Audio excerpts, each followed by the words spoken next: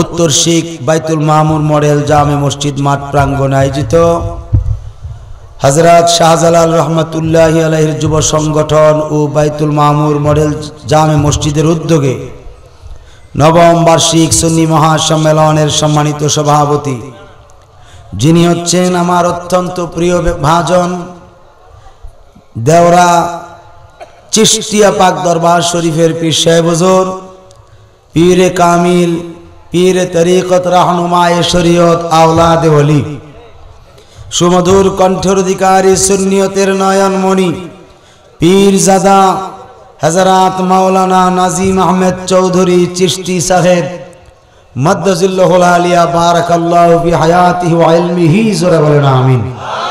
আর জোরে বলেন আমিন। সহ সভাপতি, যিনি হচ্ছেন অত্র জামে মসজিদের সম্মানিত পেশ ইমাম, আশিক রাসূল আলহাজ মাওলানা কারি হাবিবুর রহমান মধু সাহেব বারাকাল্লাহু ফি হায়াতিহি, সকলে পড়েন আমিন। এরপরে সভারত্ন জনাব মোহাম্মদ খায়রুল ইসলাম জালাল সর্দার সাহেব উত্তর শিখ, প্রধান অতিথি যিনি হচ্ছেন বাংলাদেশ জাতীয়তাবাদী আইনজীবী ফোরাম কেন্দ্রীয় কমিটির সহ সভাপতি জনাব অ্যাডভোকেট আমিনুল ইসলাম সাহেব বারাকাল্লাহু ফি হায়াতিহি, জোরে বলেন আমিন। আমার আগে যিনি আলোচনা করেছেন আমার অত্যন্ত স্নেহের সুন্নিয়তের নয়নমণি, তরুণ তেজস্বী বক্তা, আপনাদের সুপরিচিত, যিনি দৌলতবাড়ি দরবার শরীফ থেকে আগত হযরত মাওলানা আব্দুর রহমান নাইমি আল আইয়ুবী সাহেব মাদ্দাজিল্লাহুল আলিয়া বারাকাল্লাহু ফি হায়াতিহি ওয়া ইলমিহি, জোরে বলেন আমিন। বিশেষ আলোচক, সুমধুর কণ্ঠের অধিকারী হযরত মাওলানা জাহাঙ্গীর আলম চিশতি সাহেব দেওরাপুরী, এবং আমন্ত্রিত অতিথিবৃন্দ এবং যিনি মাহফিল পরিচালনা আছেন মোহাম্মদ রুবেল মিয়া মালয়েশিয়া প্রবাসী, নিবেদক এলাকাবাসী, এবং সৌজন্যে মোহাম্মদ মাহফুজুর রহমান ফরিদ, মোহাম্মদ খায়ের মিয়া লন্ডন প্রবাসী, মোহাম্মদ শাহিন চিশতি সৌদি প্রবাসী, আরও অনেকের নাম এখানে আছে। আমি তাদের নামকে আমি শ্রদ্ধা ভরে স্মরণ করছি। দিগার ওলামাই কেরাম, তোলাবাই কেরাম, হাজি আজম, মুরব্বী নিজাম, যুবক বাবারা, ছোট ছোট মাসুম বাচ্চারা, পর্দা নিশিনে আমার মা ও বোনেরা, মহান আল্লাহ জাল্লা শানুহুর দরবারে লক্ষ কোটি শুকরিয়া জ্ঞাপন করছি, যিনি আপনাকে আমাকে এই বেহেশতের বাগানে আসার বসার তৌফিক দিয়েছেন। মহাব্বতে পড়ি আলহামদুলিল্লাহ। কোটি কোটি দরুদ ও সালাম সে নবী পাকের নুরানি কদম মুবারকে, যিনি উম্মতের কান্ডারি, উম্মতের দরদি, যিনি হায়াতুন নবী, জিন্দা নবী, নবী মুহাম্মাদুর রাসূলুল্লাহ সাল্লাল্লাহু তাআলা আলাইহি ওয়াসাল্লাম। সবাই বলেন মারহাবা, আর জোরে বলেন মারহাবা। বাজান, অনেক আলোচনা আপনারা শুনছেন, আমি আপনাদেরকে বেশি সময় কষ্ট দিব না, মাত্র 1 ঘন্টা আসেননি আমার সাথে। এরপরে আমরা ইনশাআল্লাহ দোয়া মুনাজাত মিলাদ শরীফ তো থাকবেই। এই পরে কি তাবারুক আছে না? বাবা রুবেল কই? তাবারুক আছে নি? হ্যাঁ, ইনশাআল্লাহ তাবারুক, ঠিক নেই? সকলকে তাবারুকের দাওয়াতও করলাম। আপনারা মেহেরবানি করে যার যার জায়গা নিয়ে বসে যান। আমি 1 ঘন্টা আপনাদের সঙ্গে আছি, এরপরে আপনাদের জন্য মিলাদ করব, দোয়া করব, তাবারুক নিয়ে যার যার বাড়িতে ইনশাআল্লাহ চলে যাবেন। তবে আমি কোরআন শরীফ থেকে কয়েকটা আয়াতে কারিমা তিলাওয়াত করছি। আমরা মানুষ, আমাদের ভুল ত্রুটি থাকতেই পারে, ঠিক কিনা? কোরআন শরীফে আসছে খুলিকাল ইনসানু দাঈফা।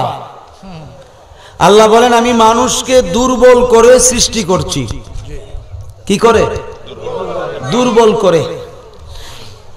যেহেতু দুর্বল করে সৃষ্টি করছি, সেহেতু তাদের মধ্যে গুনাহ হবে, ভুল ত্রুটি হবে, অন্যায় অপরাধ হবে। এই জন্য কি আমার বান্দা বান্দিকে আমি বড় মায়া করে সৃষ্টি করছি? এই জন্য কি আমি আমার বান্দা বান্দিকে দুজুকবাসী করার জন্য সৃষ্টি করছি? না। আল্লাহ বলেন যখন আমার বান্দা বান্দি অপরাধ করার পরেও আমার কাছে আত্মসমর্পণ করে, তখন আমি আল্লাহ তাকে মাফ করে দিয়া আমার প্রিয় বান্দা এবং বান্দি হিসাবে কবুল করি। কথা বুঝিনি আমার? এখন প্রিয় বান্দা বান্দি যদি হয়, তাহলে আল্লাহর বন্ধু হইতে পারে কিনা? আল্লাহর বন্ধু হইতে পারে কিনা? তো আল্লাহর ওলি হইলে আপনার ইন্তেকালটা তো আরামের সাথে হবে, ঠিক কি না? আর যদি আল্লাহর প্রিয় বান্দা বান্দি না হয় তাইলে ইন্তেকালটা হবে খারাপ ভাবে, কষ্টের সাথে। বাবাজিরা আমার, গভীর মন দিয়ে শুনেন, আল্লাহ রাব্বুল আলামিন বলেন, বিসমিল্লাহির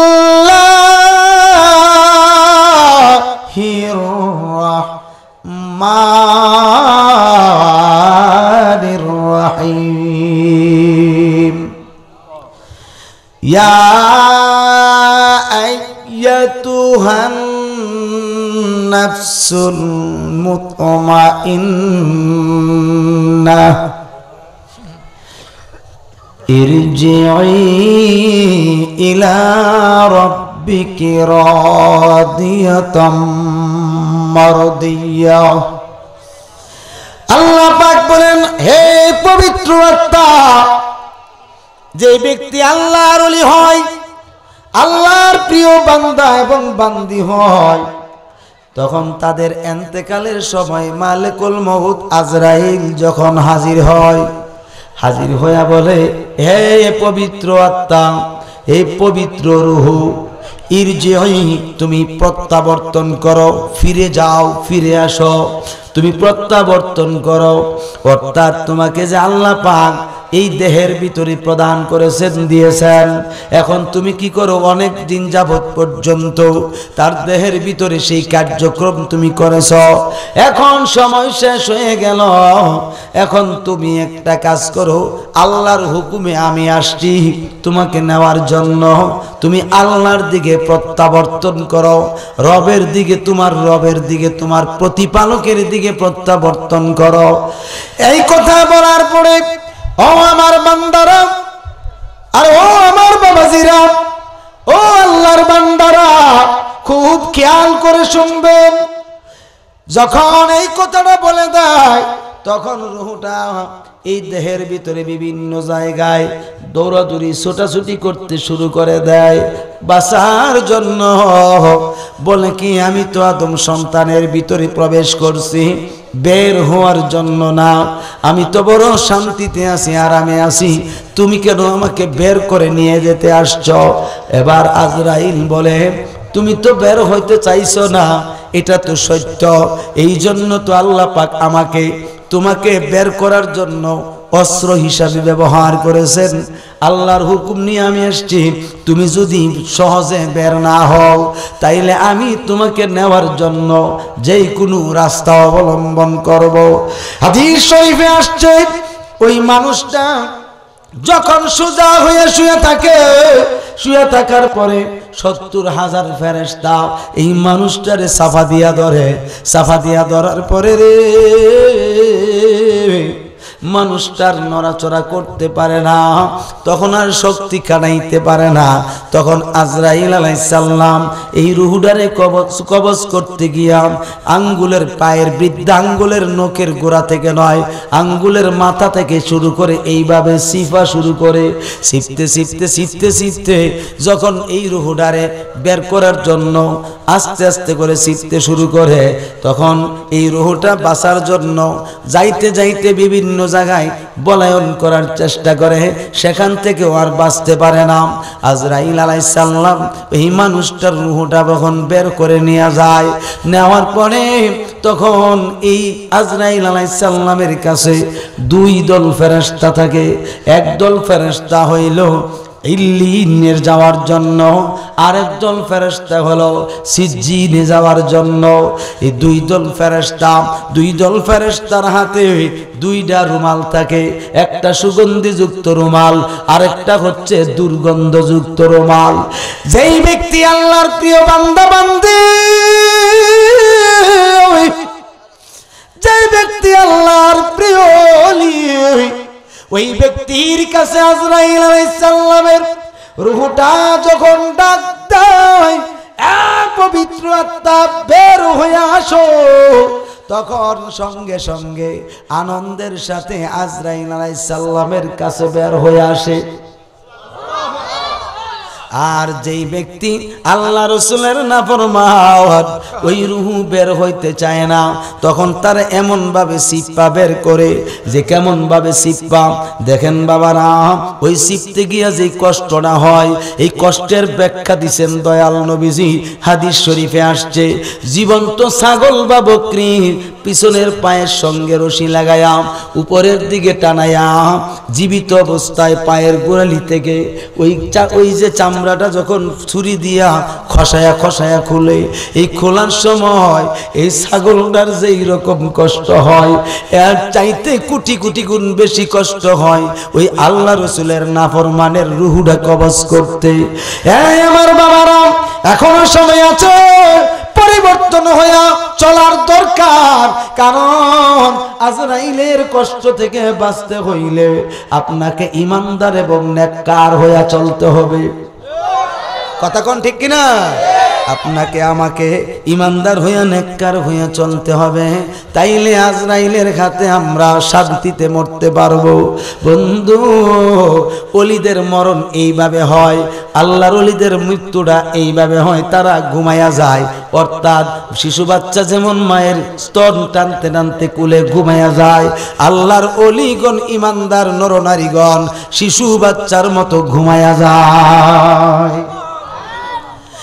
সকলে আমার সাথে বলেন, মরণ যেদিন ডাকবে আমায় সকালে সন্ধ্যা বেলা, কবর যেদিন ডাকবে আমায় সকাল সন্ধ্যা বেলা, মাগরিবেতে ডুবে যাবে গো তোমার এই জীবনের খেলা, এই জীবনের লীলা, মাগরিবেতে ডুবে যাবে।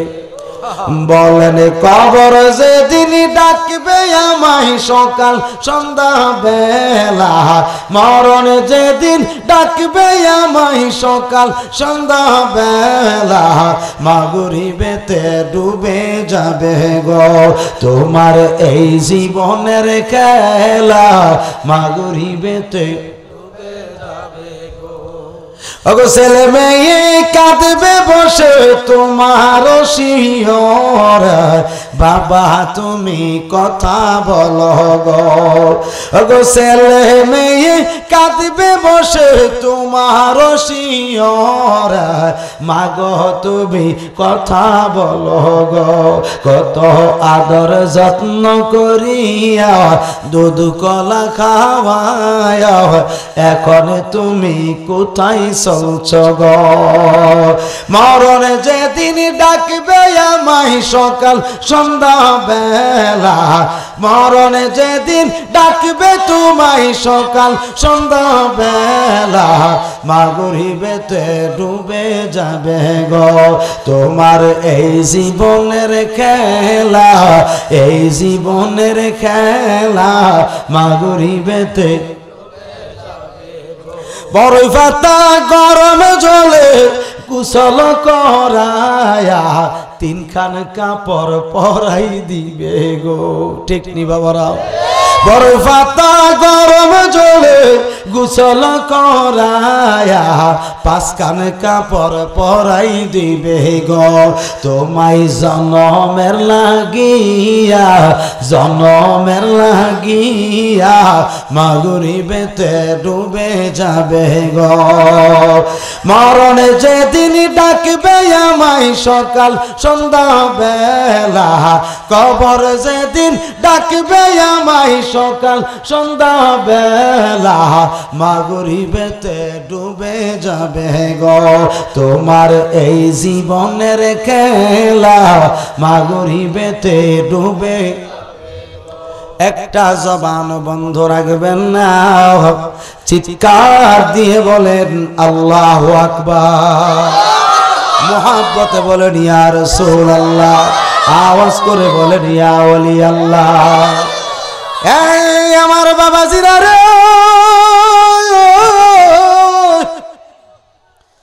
ও উত্তর শিকার আশেকের দলেরা, ও নবীর প্রেমিকের দলেরা, ও গো আমার পর্দা নিশিনী মা বোনেরা, দিলটা নরম করে বসে যান। যখন ব্যক্তিটা আল্লাহর প্রিয় বান্দা হয়, বান্দি হয়, তখন আল্লাহর নির্দেশে এই পবিত্র আত্মাটাকে বলে ফাদখুলি ফি ইবাদি, তোমরা কি করো, আমার প্রিয় বান্দাদের অন্তর্ভুক্ত হইয়া প্রবেশ করো। একটু জোরে করুন না সুবহানাল্লাহ। ওয়াদখুলি জান্নাতি, এবং প্রিয় বান্দা বান্দীদের সঙ্গী হইয়া জান্নাতে প্রবেশ করো। তাহলে বোঝা গেল জান্নাতে যাইতে হইলে 1 নাম্বার বিষয় হলো ঈমান এবং নেক আমল করতে হবে। কথা ঠিক নেই বাবা? ঈমান এবং নেক আমল যদি করেন তাইলে আল্লাহর ওলি হবেন, আল্লাহর প্রিয় বান্দা হবেন, আল্লাহর প্রিয় বান্দি হবেন। তাইলে আল্লাহ আদেশ করছে কি, আমার প্রিয় বান্দা বান্দি হইয়া জান্নাতে প্রবেশ করো। এখন আল্লাহর আইন মানার দরকার আসেনি? জোরে কোন না আসেনি? সাপোজ একটা উদাহরণ দিচ্ছি বোঝার জন্য।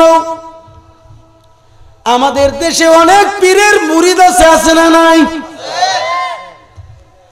আমি লক্ষ্য করে দেখছি আমারও তো মুরিদ আছে।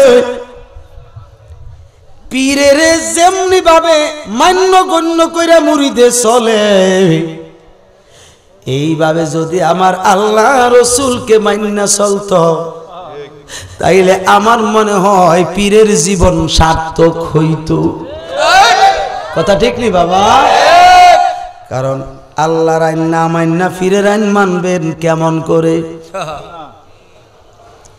খারাপ লাগতেছে বুঝি? আল্লাহ রসুলের আইন না মান্না পীরের আইন মানবেন কেমন করে? আপনাকে দেখতে হবে আল্লাহর আইনে এবং আল্লাহর রসুলের আইনে ওই পীর আছে কিনা। তাইলে আল্লাহ রসুলের ফয়েজ তার মধ্যে আসবে, ঠিক কিনা? নাইলে কি আসবে? এখন আপনাদের কাছে আমার জিজ্ঞাসা, নবীজির মাধ্যমে সাহাবায়ে কেরামরা মুরিদ হইছে, ঠিক কিনা? আর আমার নবীজির মাধ্যমে নবীজির ওয়ারেস যত আছে, উত্তরসূরি যত আছে, খলিফা যত আছে, সবার কাছে মানুষ মুরিদ হইতেছে, হইছে এবং হইতেছে, ঠিক নি কথাটা? নবীর ওয়ারেসের মাধ্যমে যদি মুরিদ হয়, এখন নবীজি নামাজ পড়ছে কি পড়ছে না? নবীজি নামাজ পড়াইছে কি পড়াইছে না? কথা কোন না কেন? আপনাদের কি খারাপ লাগতেছে? নবীজি নামাজ কেমনে পড়াইছে ওইভাবে নামাজ পড়ার দরকার আছে না নাই? এখন যদি আমি নামাজ না পড়াও, কি না পড়া, শরীয়তের আইন বাদ দিয়া তরিকত পালন করি, মাওলানা এনে তো একজন পীর সাহেব আছে না, একজন পীরের আওলাদ। এই শরীরের চামড়া না থাকলে শরীরে গোশত থাকবো নি? গোশতর ভিতরে হাড্ডি থাকবো নি? হাড্ডির ভিতরে যে মগজ আছে এটা থাকবো নি? শরীয়ত হইল চামড়া আর গোশত হইল তরিকত, আর এরপরে হাড্ডি হইল হাকিকত, আর হাড্ডির ভিতরে মগজ হইল মারেফত। ইলমে তাসাউফ, এটা কি ইলমে তাসাউফ। এখন আমার চামড়া নাই, এটি থাকবো না, এটা মারফত না, এটি মরার ভত। কিসের ভত?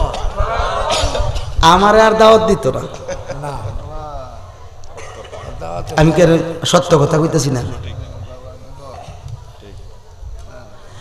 আপনি শরীয়ত মানেন, তরিকত পালন করেন, তাইলে আপনি কামেলে মুমিন। কথা ঠিক না বেটি? আর যদি শরীয়ত না মাইনা তরিকত মানেন, আপনি কামেল না, আপনি আমি হইলাম ভণ্ড। আর যদি শুধু শরীয়ত মানি তরিকত মানি না, এরপরও আপনি আমি হব ভণ্ড। কেননা ফাসিকে মুরাক্কাব নায়েবে শয়তান ফতোয়ার কিতাবে আসছে। কিসের কিতাবে? তাইলে কামেলে মুমিন হওয়ার জন্য শরীয়ত এবং তরিকত লাজিম, বাধ্যতামূলক, ঠিক নি বাবা? এই দুই সম্পদ যার মধ্যে আসছে আইসা যদি আপনি ইবাদত করেন এবং 24 ঘন্টা আল্লাহর জিকির করেন, আল্লাহর নবী বলছেন হাদিস শরীফে, এই কামেল মুমিন আমি নবীরে না দেখা মরবে না।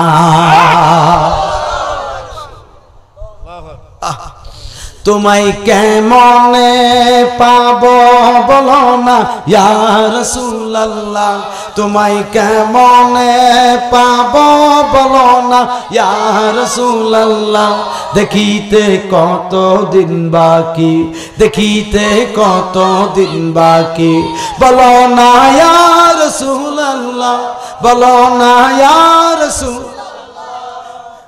জাহান্নামী আবু জেহেল দেখিল তোমারে, বড় বড় মুনাফিকরাও দেখিল যে তোমারে, অদমদের দেখা দাও না গো ইয়া রাসূলুল্লাহ, অদমদের দেখা দাও না গো ইয়া রাসূলুল্লাহ, দেখিতে কত দিন বাকি, দেখিতে কত দিন বাকি, বলো না ইয়া রাসূলুল্লাহ, বলো না ইয়া রাসূলুল্লাহ, তোমায় কেমনে পাবো বলো না ইয়া রাসূলুল্লাহ, তোমায় কেমনে পাবো বলো না ইয়া রাসূলুল্লাহ, দেখিতে কত দিন বাকি, দেখিতে কত দিন বাকি, বলো না ইয়া রাসূলুল্লাহ, বলো না ইয়া রাসূল। যেরকম আল্লাহু আকবার, আল্লাহুম্মা সাল্লি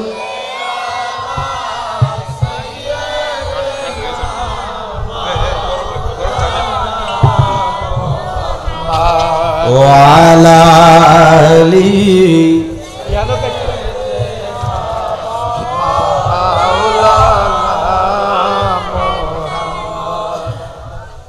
কোন দিন জানে ডাকাশিবে ওই কবরে যাইতে,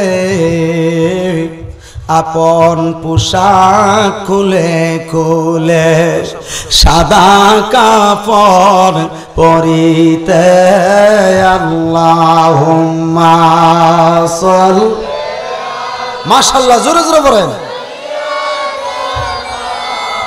মাওলানা মুহাম্মদ ওয়ালা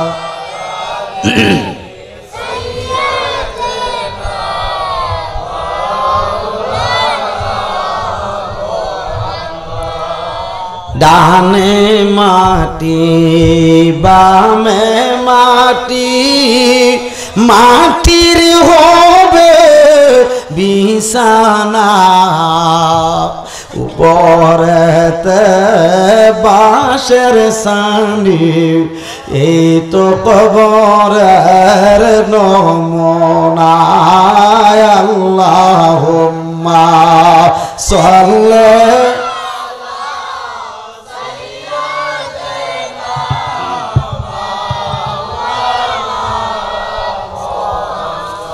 ওয়া আলা আলিহি সাইয়্যিদিনা।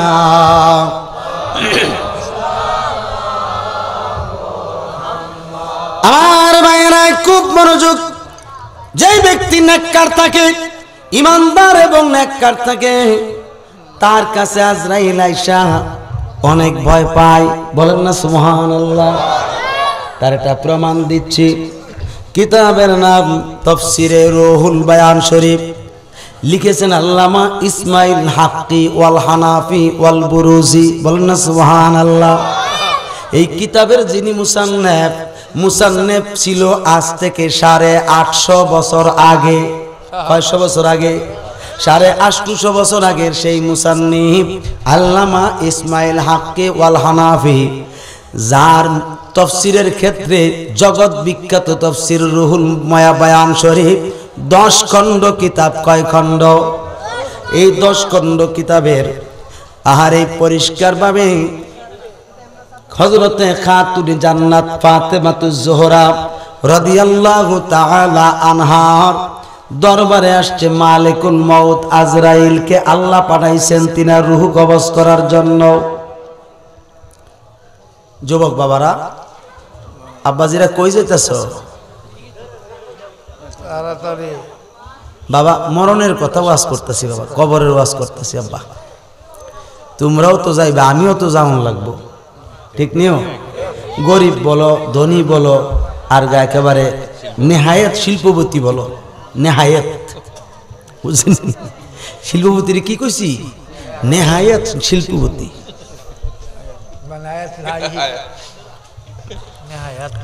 মরলে কোন মাটির জায়গা দিব? একই মাটি, ঠিক কিনা? আপনার যেই মাটি, আমারও এই মাটি। এবং দিন মজুর যে আছে ভিক্ষা করে, হেও মারা গেলে এই মাটি, না কোনো আলাদা? একই মাটি। একজন ফিরসাব মরল, যত পয়গাম্বর ইন্তেকাল করছে কোন মাটি? এই মাটি। তবে পয়গাম্বর হিসাবে পয়গাম্বরের যে রওজা শরীফের যে মাটি, ওই মাটি অনেক দাম, অনেক মূল্য, মর্যাদা। কে দিছে? জোরে কোন কে দিছে? এখন সাহাবায়ে কেরামদের মধ্যে যারা খলিফাতুল মুসলিমিন, তাদের ইন্তেকালের যে মাটি, এই মাটির দাম কিনা? দামি। এরপর আশারায়ে মুবাশশারা যারা ইন্তেকাল করছে, তাদের যে জায়গায় মাটি দিছে, এই মাটির মূল্য আছে না নাই? এবং তাবি যারা আছে, সাহাবায়ে কেরাম যারা আছে, সাহাবায়ে কেরামের জায়গাগুলো, মাটিগুলো দাম নাকি? অনেক দামি। যারা শহীদ হয়েছে তাদের জায়গাগুলো দামি। এমনকি তাবিগণ, তাবিগণ, আইম্মাই মুস্তাহিদগণ, আইম্মাই মুতাকাদ্দিমিনগণ, আইম্মাই মুতাআখিরিনগণ, চার মাযহাবের ইমামগণ, চার তরিকার ওলিগণ এবং যত ওলিদের মাজার আছে, ওই জায়গাগুলো পবিত্র।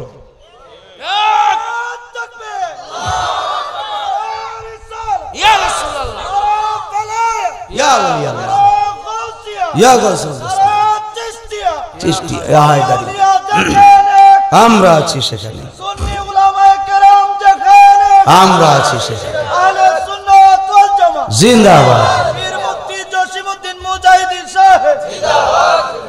এখন মুমিন মুসলমান আসেনি, কবর আছে না? বাবাজি কবরস্থান আসেনি? আপনি কি পারবেন এই কবরস্থানে পেশাব করতে?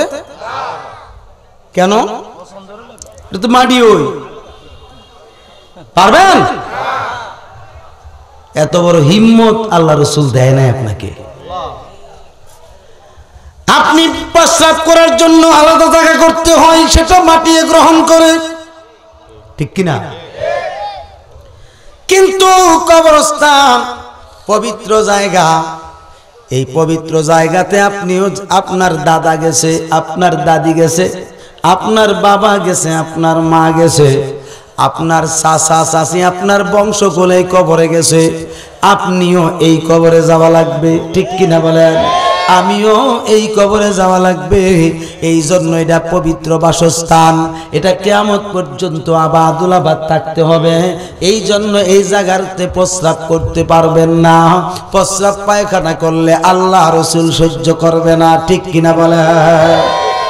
এই আমার যুবক বাবারা রে, ও মুরব্বী আব্বাজিরা, ও আমার পর্দানিশিনী মা বোনেরা, একটা বিষয়কে লক্ষ্য করতে হবে বাবারা।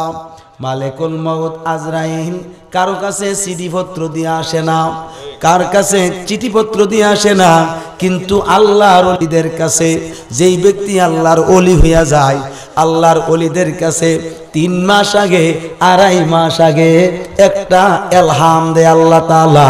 আল্লাহ তাআলা এলহাম দেয় তার অন্তরে। কোথায়? অন্তরে।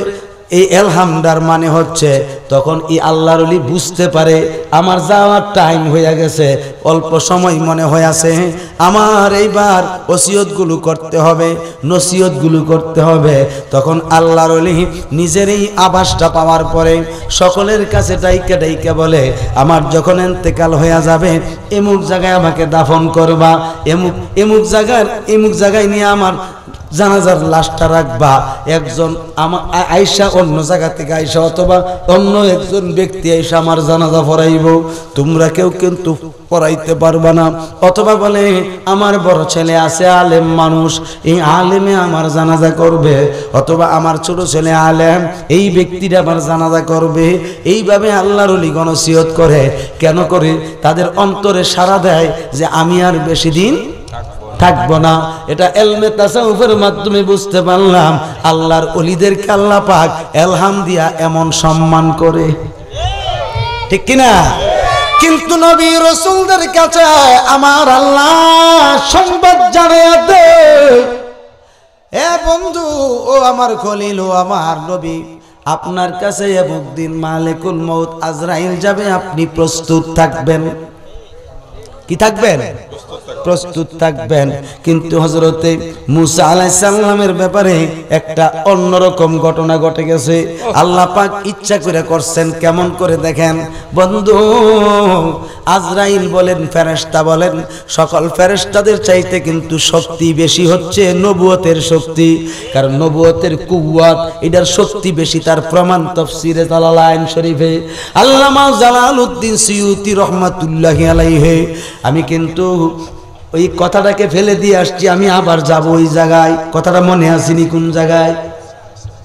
আল্লাহর প্রিয় বান্দা বান্দি হলে তাদের রূহ কবজ করার সময় কি মর্যাদা হয়, খাতুনে জান্নাতের ব্যাপারে বলছিলাম, মনে আসেনি? জি, মনে রাখবেন। এই কথাটা শেষ করছি বাবারা। আমরা তো আজরাইলকে ভয় পাই না, আমরা তো মরণকে ভয় পাই না, কারণ আমাদের দিল শয়তান বসবাস করে শক্ত বানায়া ফেলাইছে।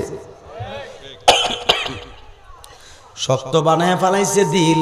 এই দিল আল্লাহর জন্য কাঁদে না, এই দিল নবীর জন্য কাঁদে না, এই দিল ইসলাম ধর্মের জন্য কাঁদে না। এই দিল হয়ে গেছে শক্ত এবং শয়তানের ওয়াসওয়াসায় বিনাশ হয়ে গেছে। এই জন্য বাবারা আমার বোঝানোর জন্য বলছি, খুব গভীর খেয়াল করে শুনবেন। মুসা কালিমুল্লাহ জলিলুল কদর পয়গম্বর, এই মুসা আলাইহিস সালামের শরীরে একদিন জ্বর আসছে। জ্বর, আপনাদের জ্বর ওঠেনি? হ্যাঁ, এই জ্বর ওঠা হইল পয়গম্বরের সুন্নত। কার সুন্নত? পয়গম্বরের সুন্নত। এটার আবার অনেকে বিরক্ত তো করবি, কারণ যন্ত্রণা করে তো। জ্বর জ্বর তো হাত পাও চিবানি কামরানি, আইরে জ্বলা জ্বলতি, মনে হয় যেন তামাম দুনিয়ার শীত না ফালাই দিছে তার উপরে। শীত করে নাকি এই অনেক সময় খেতা গায়ে দে, লেপ গায়ে দে, আর বালা করে যত ধরো মরে। আমার কা ফিটে গেছে গা, এমন আছে না জ্বরে? মুসা আলাইহিস সালামের জ্বর উঠছে। কি উঠছে? জালালাইন শরীফে আসছে। তিনি কি করছেন? ঘরের বাহিরে উঠানে দরজা বরাবর শিরে মাথা চামড়ার কম্বল দিয়া তিনি রৌদ্র ফুয়াইতেছে। কি ফুয়াইতেছে? রোদ, সূর্যের আলো লাগাইতেছে। আল্লাহ কই, জিবরাইল তার কাজটা দেখছো তুমি? তারে মারাইছি কালেমার দাওয়াত দিত, হের জ্বর উঠছে, একটু হের রৌদ্র খাইতেছে, দেখছো কারবার? জিবরাইল কই, আল্লাহ আপনার তো পয়গম্বর, বলেন না সুবহানাল্লাহ। তো আপনার পয়গম্বরের সঙ্গে আপনি কি করবেন, এটা তো আপনার না বিষয়। এখানে আমি তো আপনার একজন খাদেম, আপনার একজন অর্ডার পালন করনেওয়ালা, ঠিক কিনা? বলতেছে একটা কাজ করো, তুমি থাকো, তার একটা লীলা খেলা দেখাই। সুবহানাল্লাহ কর না। এবার আমার আল্লাহ পাক ডাক দিয়ে বলে, আজরাইল আয়। আসছে আজরাইল। আসার পরে বলছে, ওই দেখ আমার মুসা শুয়ে রয়েছে, শিরে মাথা কম্বল দিয়া তারে লইয়া। অথচ মুসা কালিমুল্লাহ অনেক বড় ক্ষমতার অধিকারী একজন পয়গম্বর, যার ইতিহাস এবং যার কথাবার্তা যদি আমি আরো উপরের দিকে বলি তাইলে কিন্তু আরো বেশি ভালো লাগবে। ফেরাউনের জমানায় ফেরাউনের ঘরে মুসা কালিমুল্লাহ লালিত পালিত হয়েছেন, এটা তো আপনারা জানেন। এই জন্য তুর্কি আর কিপ্তি দুইটা গোত্র আছে। কয়টা গোত্র? মানে গোষ্ঠী। কিপ্তি একটা গোষ্ঠী, আরেকটা তুর্কি একটা গোষ্ঠী। এই দুইটা গোষ্ঠীর মধ্যে মারামারি লাগিয়া এই একটা কি করছে আরেকটারে মারামারি লাগিয়া এমন ভাবে আহত করে ফেলাইছে, তারে কবিরাজ লাগাইয়া সুস্থ করার জন্য চেষ্টা করতেছে। সবাই ওই দুইটা গোষ্ঠীর মানুষ সহ ফেরাউনের যত দলবল আছে সকলে মুসা কালিমুল্লাহকে ফেরাউনের যুবরাজ বলে জানতো, ছেলে বলে মনে করত। আসলে তো মুসা কালিমুল্লাহ ফেরাউনের ছেলে না, মুসা কালিমুল্লাহর জন্ম আরেক জায়গায়। হযরত মুসা কালিমুল্লাহর কাছে বিচার দিল, ইয়া হুজুর আমাকে মেরেছে, এই তুর্কি মানুষটা আমাকে মারছে, অর্থাৎ কিপ্তিরে তুর্কি মারছে। এই মাইরের বিচারটা করার জন্য মুসা কালিমুল্লাহর কাছে আসছে। তাফসিরে সাহাবিতে আছে, তাফসিরে জাবিরিতে আছে, মাউলুদ আরুসের মধ্যে লিখছেন, সুফিনায়ে নুহুনের মধ্যে আসছে। হযরতে মুসা কালিমুল্লাহ এই যুবরাজ হিসাবে ওই তুর্কি মানুষটারে এমন ভাবে একটা ঘুষি মারছে, সঙ্গে সঙ্গে ওই তুর্কি মানুষের শরীরটা 16টা টুকরা হয়ে গেছে। কয়টা টুকরা? 16টা। এখন আপনি যদি একজনকে ঘুষি দেন কিচ্ছু হইবনি, কথা কোন কিছু হইব? অথচ এত শক্তিশালী একজন মানুষ, তুর্কি মানুষটা, তুর্কি মানুষ কিন্তু শক্তিশালী মানুষ। মুসা কালিমুল্লাহ একটা ঘোষা দিয়েছে, 16টা টুকরা হয়েছে শরীরটা। এখন কোন শক্তিটা কি? দুনিয়াবি শক্তি না নবুয়তের শক্তি? নবুয়তের শক্তি। এই মুসা নবীর কাছে আজরাইল আসছে, আয়েশা ডাক দিয়ে বলে, মুসা তুমি উঠো, আল্লাহ কইছে যাইতে। মুসা আলাইহিস সালাম কাপড়টা সরাইছে, কি করছে? আরে কম্বলটা, মাথার কম্বলটা সরাইছে। মানান্তা তুই কে? খানা মালিকুল মউত আজরাইল। কি লিখাইছ? আল্লাহ দি কইলো আমনেরে নিতাম। কি সকালবেলা আল্লাহর সঙ্গে পাহাড়ে, তোর পাহাড়ে কথা কইলাম, যাইবার কইলো না, তুই আইসো এখন নিতে। ডান হাত ঘুরাইয়া, কোন হাত? ডান হাত ঘুরাইয়া আজরাইলের বাম গালে এমন থাপ্পড় দিছে, বাম চোখটা খুল্লা জমিনে পড়ছে। মনে চটটা মনে নরম, হ্যাঁ নাকি হুবের শক্ত। আরেক রাওয়ায়াত আসছে বাম হাতে, 29 বছরের যুবক ছিলেন তখন হযরত মুসা কালিমুল্লাহ। কয় বছরের যুবক? 29 বছর। এই বাম হাত দিয়া যখন ডান গালে দিছে আর কি, ডান গালে ইখতিলাফ আছে তো, ডাইন চোখটা খুললা জমিনে পড়ে গেছে। এই চোখ লইয়া আজরাইল আলাইহিস সালামের এক দৌড়ে আল্লাহর কাছে। সুবহানাল্লাহ। কি বড় লই রাখছে? আরো আসতে, আরো আসতে।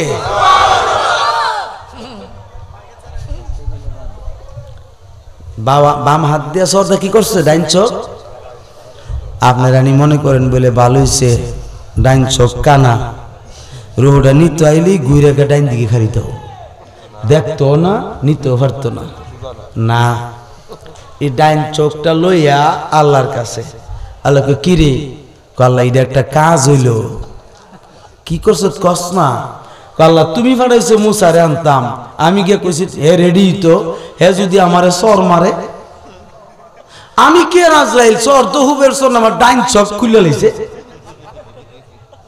এটা কি এত শক্তি তোমার মুসারে দিয়ে রাখছো? আমার তো মনে হইতেছে আমি কি আজরাইল, আমার চেয়ে হিরো বলা আজরাইল বানায় মুসারে হইছে। আল্লাহ কয় তুই যে বাচ্চা আইছ শুকরিয়া আদায় কর।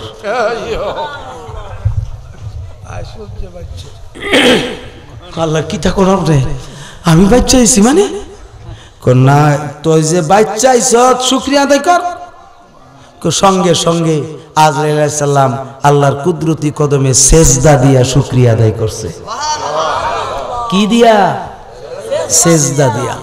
বলতেছে আল্লাহ মুসা নবী কেন আমারে সর দিল, এটার জবাব চাই।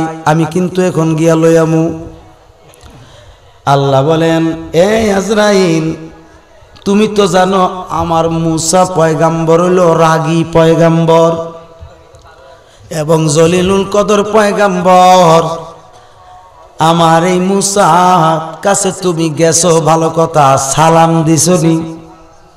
বলে আমি হিকে ওইরে সালাম দেই, যার কাছে অর্ডার, যার অর্ডার হয় তার ধরে লই ভরি, কিসের সালাম?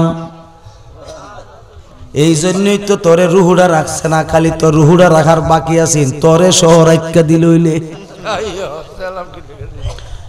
কারণ আমি আমার পয়গাম্বরদেরকে নবুয়ত দিয়ে আমার শক্তিশালী বানাইলাম।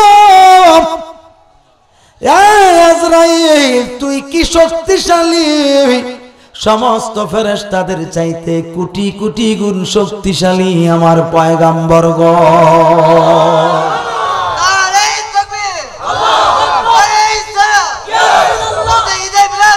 জিন্দাবাদ। বাজান আমার খুব মনোযোগ, ওয়াজের মুভমেন্টটা অন্যদিকে নিও না রে বাবা। তখন মুসা কালিমুল্লাহ যে চটটা দিছে, চোখটা তো আল্লাহ লাগাইয়া দিছেন। আল্লাহ বলছেন কোন ফায়াকুন, আল্লাহ বলছেন চোখরে লাইগা যা, সঙ্গে সঙ্গে লাইগা গেছে। অর্থাৎ আগের মতো ওয়াফেস হয়ে গেছে, আগের মতো হয়ে গেছে। আল্লাহ বলেন এখন কি করবে? আল্লাহ, আমি মুসার কাছে ওনার যাইতাম না। ঠিক আছে, তাইলে বোঝা গেল আজরাইল আলাইহিস সালাম পয়গম্বরের কাছে গেলে আদবের সাথে যায়। ঠিক কিনা বলে? এই বাবারা, এই আলোচনাটার কেন্দ্র করে এখানে একটা ইলমে তাসাউফের আলোচনা হচ্ছে।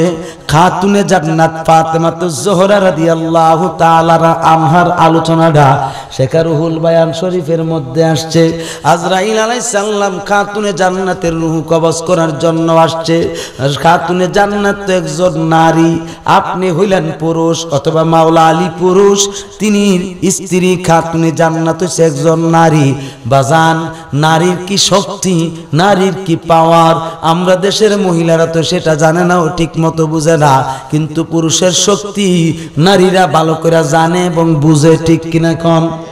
জোরে কর না, ঠিক কিনা? দুনিয়ার জমিনে পুরুষের যত স্ত্রী আছে, পুরুষের মধ্যে স্ত্রীগণ যারা স্ত্রী আছে, স্ত্রীর যে স্বামীগণ আছে তারা তো পুরুষ। ওই স্বামীগণ কেমন শক্তিশালী স্ত্রী জানে কি জানে না? ভালো করে জানে। কিন্তু স্বামী জানে না স্ত্রীর কত ক্ষমতা। এই ক্ষমতা জানার মতো না, কেন না? হযরতে শেরে খোদা মাওলা আলী চেষ্টা করেই তো খাতুনে জান্নাতের শক্তি মাপতে পারে নাই। এই আমার বাবারা, আজরাইল আলাইহিস সালাম যখন আসলো,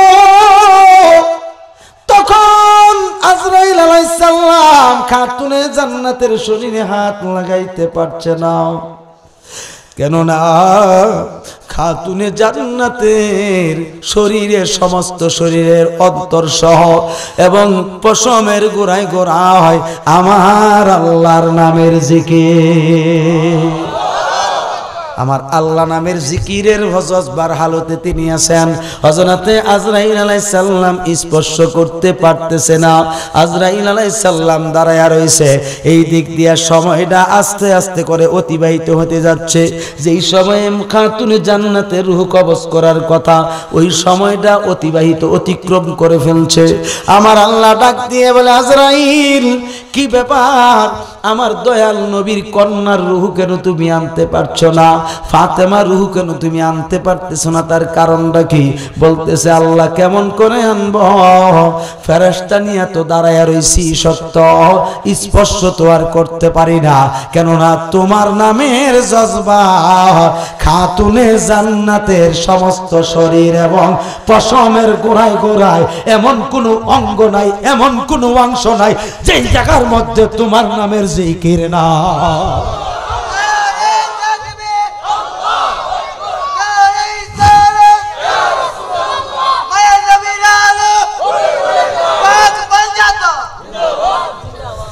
এবার আমার আল্লাহ ডাক দিয়ে বলে, আজরাইল, ও আজরাইল রে,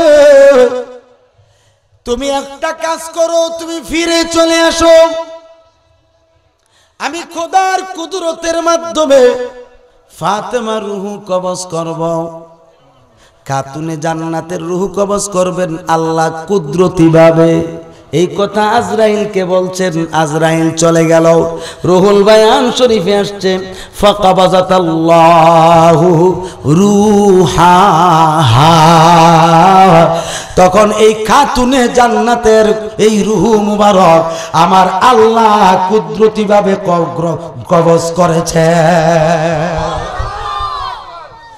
এই জন্য আপনাকে আমাকে বুঝতে হবে যে ওলিদের পাওয়ার এর চাইতে কোটি কোটি গুণ পাওয়ার আহলে বায়াতের। কার? আহলে বায়াতের। নবীর পরে আহলে বায়াতের ক্ষমতা বেশি। খারাপ লাগতেছে? আমি অপার হয়ে বসে আছি, ওহে দয়াময়,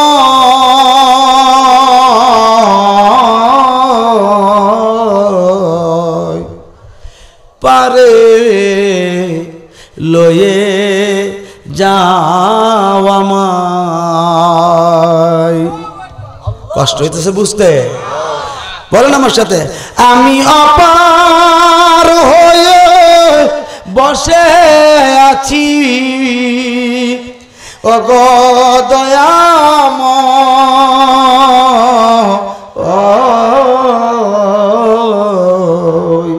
পারে লয়ে যাও আমায়। সুবহানাল্লাহ বলেন না। আমি কি ফারিতাম পারছি? আমি তো অফারক। আপনি কি অফারক না? কথা বলেন, আপনি কি অফারক না? আপনাকে সবসময় আল্লাহর কাছে কইতে হইব, আল্লাহ আমি তো অফারক, তুমি তো মহান। আল্লাহ আমি তো অফারক, তুমি তো দয়ার সাগর। আল্লাহ আমি বড় গুনাহগার, আমি বড় অপরাধী। তোমার হাবিব হইল রহমত, তোমার হাবিব স্বয়ং রহমত। ও আল্লাহ, তোমার দুস্তের খাতিরে, তোমার হাবিবের খাতিরে আমাকে রহমতের চাদর দিয়া ঢাকনা দিয়ে দাও।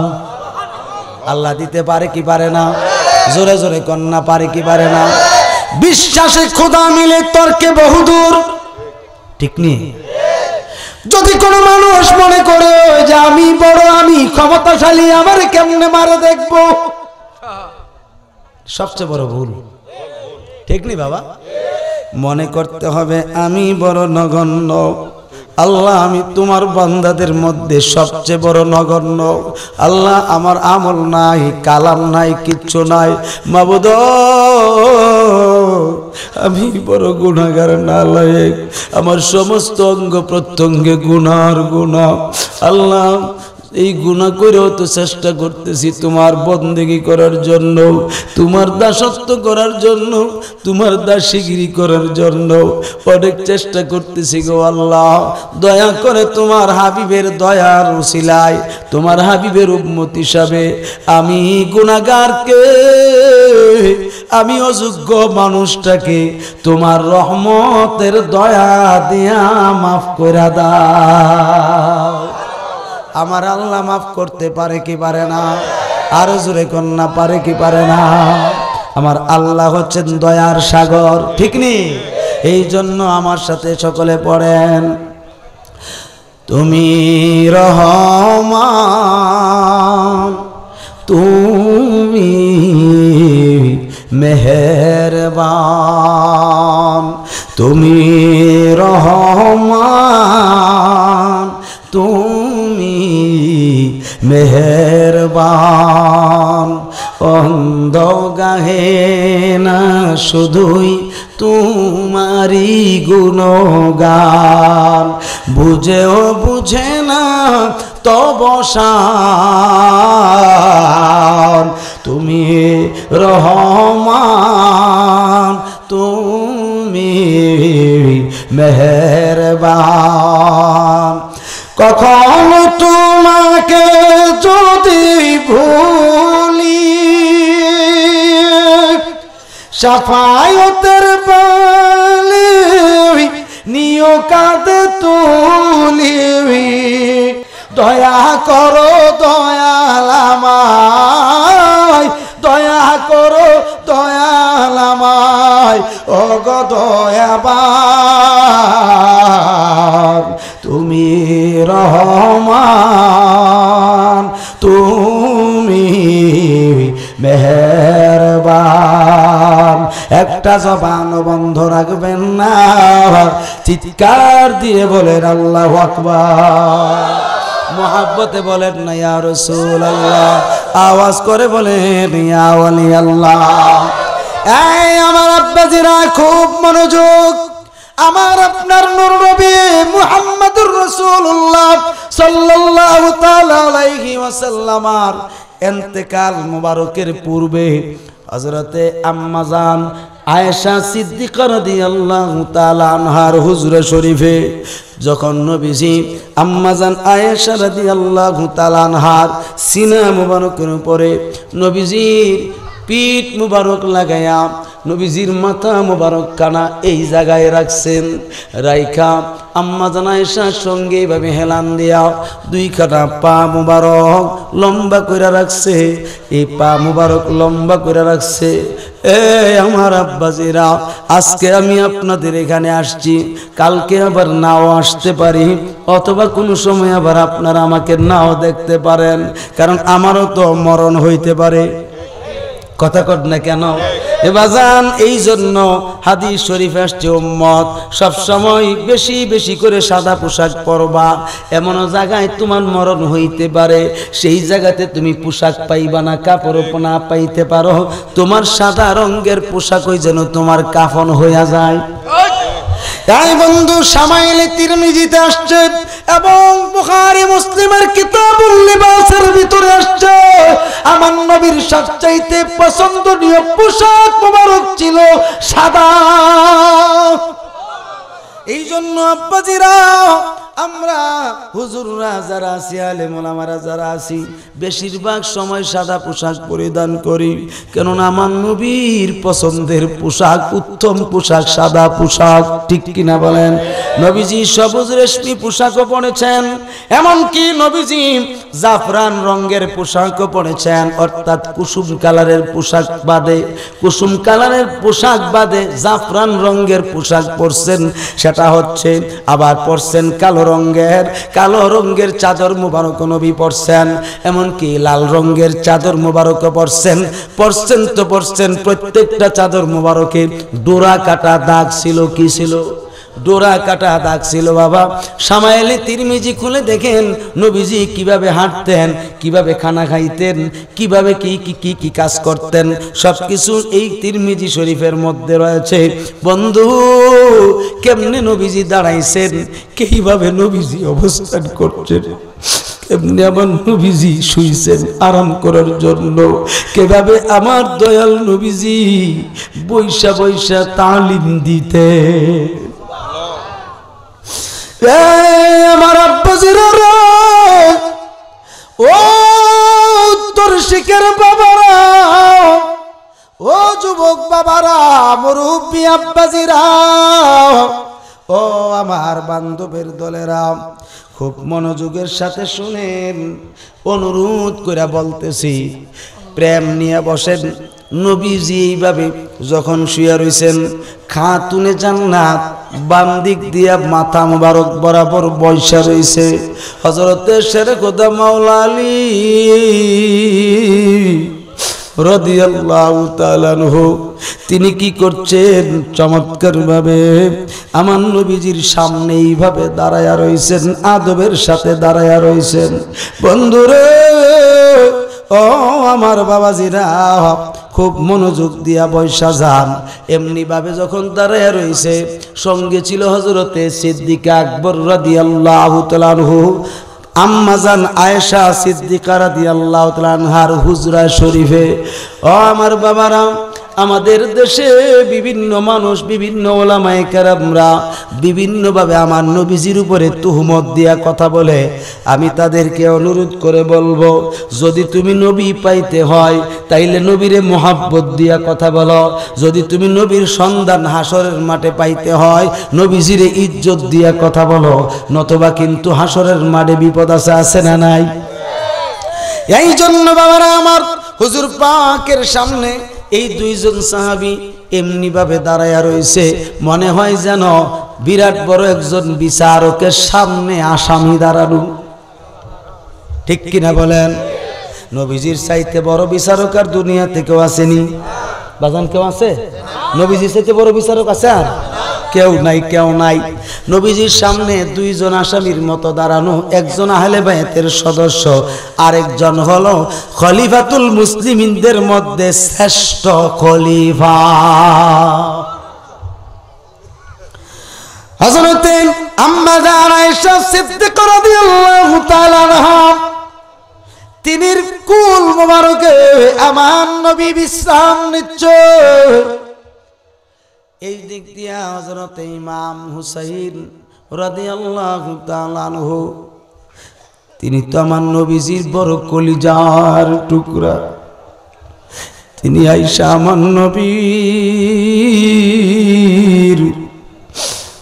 বুক মুবারকের বরাবর আয়েশা আমার নবীজির গলা মুবারকে আঞ্জা দিয়া ধরছে। দইরা হযরত ইমাম হুসাইনের সিনা মুবারক আমার নবীর সিনা মুবারকের সঙ্গে লাগাইছে। লাগায়া কান্দে আর বলে, নানাজান, ও প্রাণের নানাজান, আপনার শরীর মুবারকের কি হয়েছে একটু আমারে বলেন না, কেননা আপনাকে দেখা আমি হুসাইন আর শান্তি পাইতেছি না। নবী গো, আপনি যদি আমাদের কাছ থেকে লুকায়া যান, কার কাছে যাইব আমরা? আমি হুসাইন আমার ভাই হাসান কার কাছে যাইব? এত কষ্ট আমরা কই কার কাছে বলবো? ইয়া রাসূলুল্লাহ, আমি হুসাইন আপনার কাছে কথা বলতেছি, আমার কানে কানে একটু বলে দেন আপনার কেমন লাগতেছে। হযরত ইমাম হাসান রাদিয়াল্লাহু তাআলা আনহু আমার নবীজির দুইখানা কদম মুবারক ধইরা কান্না করতেছে। এইভাবে কান্নার রোনা জারি শুরু হয়ে গেল। এবার ডাক দিয়ে বলছে, হুজুর, ইয়া রাসূলুল্লাহ, আপনার শরীর মুবারক কেমন লাগতেছে একটু বলে। এবার আমার দয়াল নবী তাদেরকে সান্ত্বনা দেওয়ার জন্য বললেন, চিন্তা করো না, আমি ভালো আছি, সুস্থ আছি। এবার খাতুনে জান্নাত বলতেছি, ইয়া রাসূলুল্লাহ, আপনার শরীর মুবারক কেমন লাগতেছে? আপনি যদি কোনো কিছু কইরা ফেলেন অথবা আপনার যদি কিছু হইয়া যায়, আমি ফাতেমা কার কাছে যাব? আমার তো আর যাওয়ার জায়গা নাই। নবী গো, আপনার হাসান হুসাইনের পেটের খিদা লাগলে, আমাদের পেটে খিদা লাগলে, আপনার নুরানি চেহারা মুবারক দেখলে খিদা নিবারণ হইয়া যাইত। এইভাবে সাহাবীদের এই আহলে আওলাদগণ কান্না করতেছে। আম্মা জান আয়েশা সিদ্দিকা রাদিয়াল্লাহু তাআলা আনহা কান্দে আর বলে, নবী গো, আপনার যদি ইন্তেকাল শরীফ হইয়া যায়, তাইলে আমি আয়েশার কিছু ওসিয়ত করার প্রয়োজন আছে। আপনি ওসিয়ত করেন আমার কাছে, আমি সেই ওসিয়ত পূরণ করব। এক নাম্বার ওসিয়ত হইল, হুজুর, আপনি বলে দেন আপনার যদি পর্দা মুবারক হইয়া যায়, আপনারে কোন জায়গায় দাফন করব, কোন জায়গায় সমাধিস্থ করব। আপনার যদি কোনো আপত্তি না থাকে, আপনার আব্বাজান হযরতে খাজা আব্দুল্লাহ রাদিয়াল্লাহু তাআলা আনহুকে যেই জায়গায় দাফন করছেন, ওই জায়গায় আপনাকে আমরা সমাধিস্থ করব। আমার নবী হযরতে আয়েশা সিদ্দিকার চেহারার দিকে তাকায়া দেখতেছে, গাল মুবারক বেয়ে বেয়ে আয়েশা সিদ্দিকার চোখ মুবারক থেকে পানি মুবারক ঝরতেছে, আর কলিজা ফেটে কান্না করতেছে। আমার নবী বলেন, আয়েশা, এখনো সব হইছে না, চিন্তা করো না। এবার ডাক দিয়ে বলে, হুজুর, যদি আপত্তি না করেন, আপনার আম্মা জান হযরতে আমিনা যেই জায়গায় দাফন হইছে ওই জায়গায় দাফন করব। বলতেছে আয়েশা এখনো সময় হয় নাই।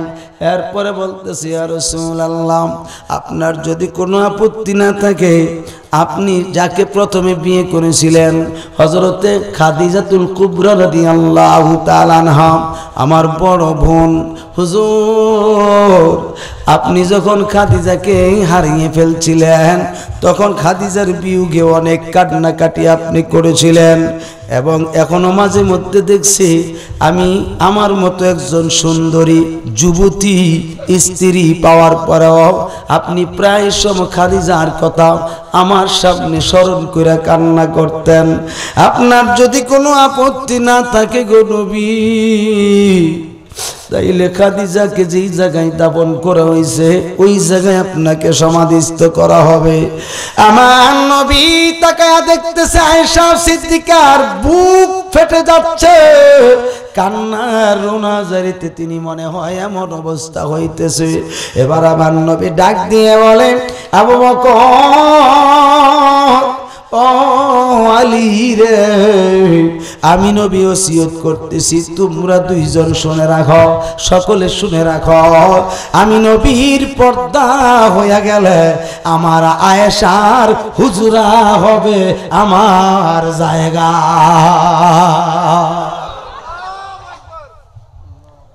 বাজান আমার নবীর ইন্তেকাল শরীফটা শুনতে চান কিনা?